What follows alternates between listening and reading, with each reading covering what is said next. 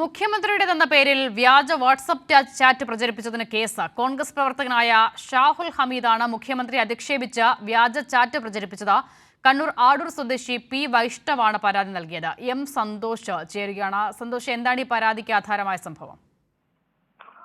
അസിത, ഫേസ്ബുക്കിലും അതോടൊപ്പം തന്നെ മറ്റ് സമൂഹ മാധ്യമങ്ങളിലുമാണ് ഷാഹുൽ ഹമീദ് എന്ന കോൺഗ്രസ് പ്രവർത്തകൻ മുഖ്യമന്ത്രിയുടേതെന്ന രീതിയിൽ ഒരു വ്യാജ ചാറ്റിന്റെ സ്ക്രീൻഷോട്ട് ഉണ്ടാക്കി പ്രചരിപ്പിച്ചത്. മുഖ്യമന്ത്രിയുടെ ഫോട്ടോ ഉൾപ്പെടെ ഉപയോഗിച്ചുകൊണ്ട് മുഖ്യമന്ത്രി അശ്ലീല സംഭാഷണം നടത്തുന്ന തരത്തിലുള്ള ഒരു സ്ക്രീൻഷോട്ടാണ് പ്രചരിപ്പിച്ചത്. ഇത് സമൂഹ മാധ്യമങ്ങളിൽ